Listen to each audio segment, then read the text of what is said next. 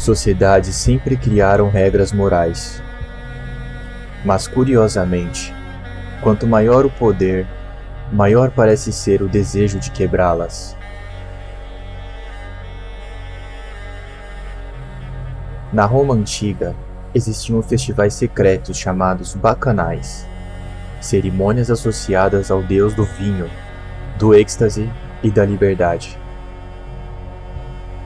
Mais de 2000 anos depois, escândalos envolvendo festas privadas de elites voltaram a chocar o mundo moderno.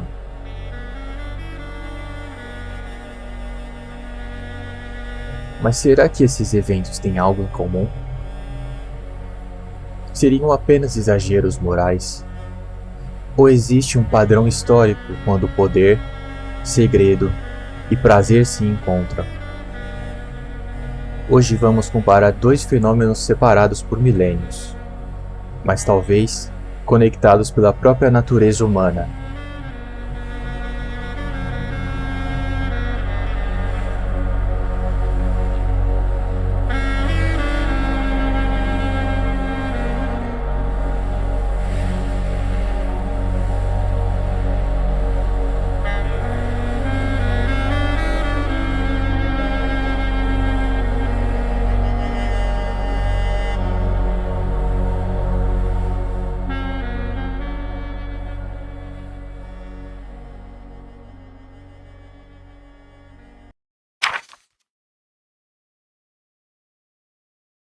Para entender essa história, precisamos voltar à Grécia Antiga.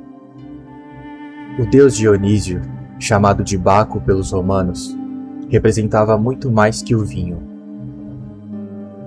Ele simbolizava ruptura das regras sociais, êxtase religioso, libertação emocional e contato com o divino através da experiência. Os rituais dionisíacos envolviam música, dança, vinho e estados alterados de consciência. Mas, originalmente, esses rituais tinham um objetivo espiritual. Eles eram vistos como momentos onde o indivíduo abandonava temporariamente sua identidade social para se conectar com forças naturais e divinas. O historiador Walter Burkert descreve os cultos dionisíacos como experiências de dissolução do ego e integração coletiva.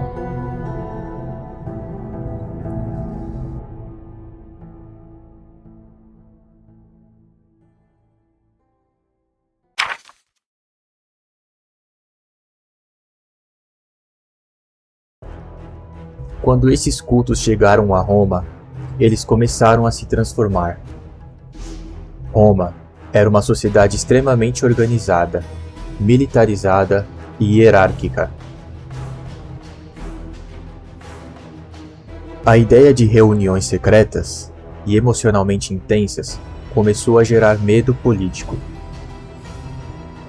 Segundo o historiador Tito Livio, no século II a.C., os bacanais teriam se tornado encontros secretos, reuniões com membros de várias classes sociais e espaços onde regras sociais eram temporariamente suspensas.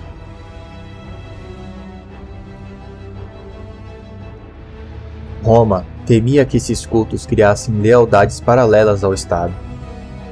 Em 186 a.C., o Senado romano emitiu o famoso decreto Senatus Consultum de Bacchanalibus.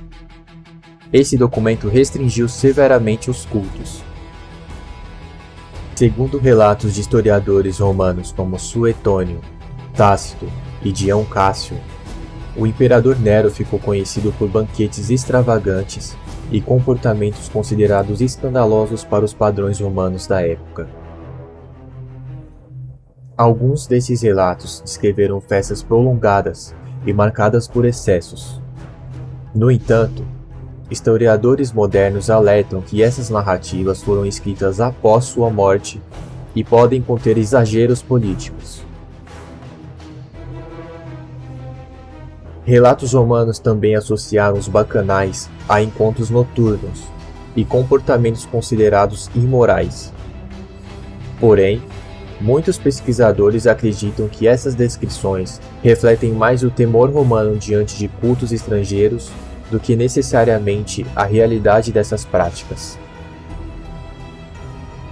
Embora os cultos dionisíacos envolvessem estados de êxtase e intensa experiência coletiva, esses estados eram produzidos principalmente por música, dança ritual e simbolismo religioso.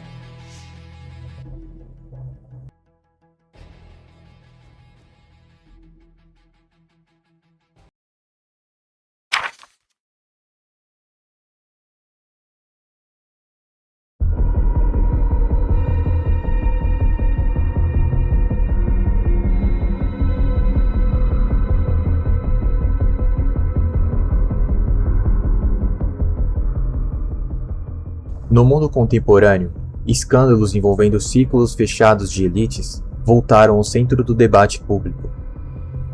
Casos envolvendo figuras poderosas revelaram encontros privados que misturavam influência, riqueza e comportamento oculto.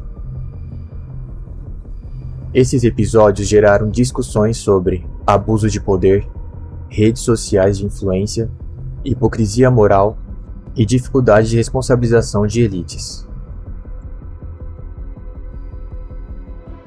Jeffrey Epstein foi um empresário bilionário condenado por abuso sexual envolvendo menores. Ele possuía uma ampla rede de contatos que incluía diversos integrantes da elite de todo o mundo. Realizava festas e jantares que escondiam comportamentos licenciosos e criminosos. Boa parte dessas festas ocorria em um lugar altamente reservado e protegido, em uma ilha. Guardava consigo fotos e vídeos tanto de suas vítimas, tanto de seus convidados. Isso lhe provia uma vantagem estratégica de manipulação e influência, pois poderia utilizar essa documentação para destruir reputações de pessoas importantes. Em seus encontros participavam pessoas de várias classes sociais. Segundo o que pode ser encontrado nos arquivos e o que é relatado, era comum que os convidados de classe mais baixa fossem mulheres, e até menores. Quando em situação de vulnerabilidade ou iludidas por uma falsa proposta, acabavam cedendo aos abusos de Epstein em troca de dinheiro ou por medo.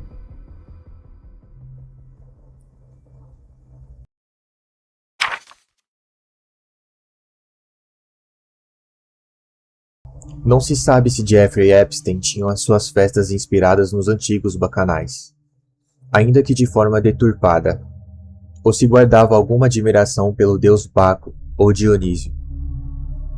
Apesar de haver algumas semelhanças como mistura de classes sociais, bebidas intoxicantes, música, excessos, encontros em locais reservados e ruptura de regras sociais, chegando a ser criminoso e abusivo, essas circunstâncias poderiam acontecer em outro contexto, não atrelado aos bacanais.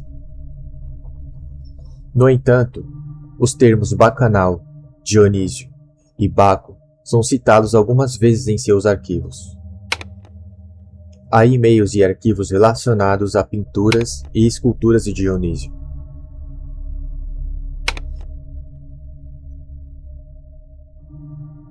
Há, também, um e-mail em que o termo bacanal é usado aparentemente de forma figurada para representar um suposto jantar.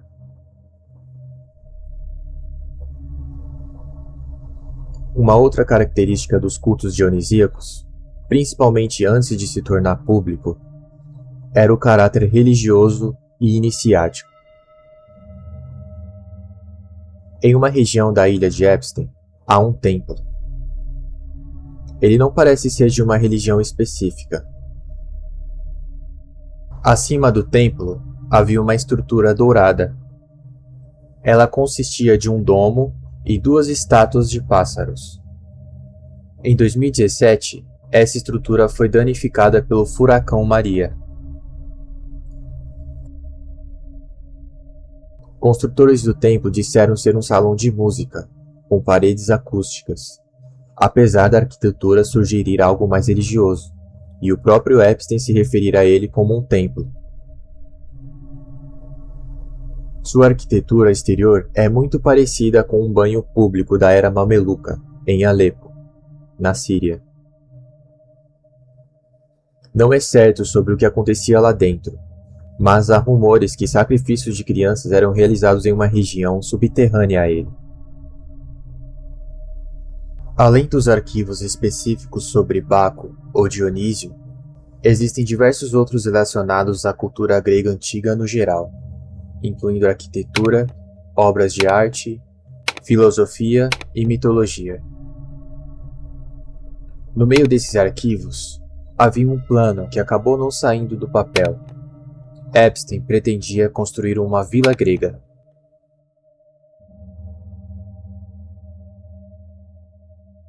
Ao que parece, Epstein demonstrava ter algum interesse em culturas da antiguidade, como a grega. Coincidentemente ou não, Baco, a versão romana de Dionísio, era representado também como uma criança. Ainda que seus encontros bizarros compartilhem alguns elementos dos antigos bacanais, não dá para comprovar que há uma ligação direta. Sempre que poder, privilégio e segredo se encontram, surgem espaços onde regras são testadas. Roma tentou controlar esses fenômenos.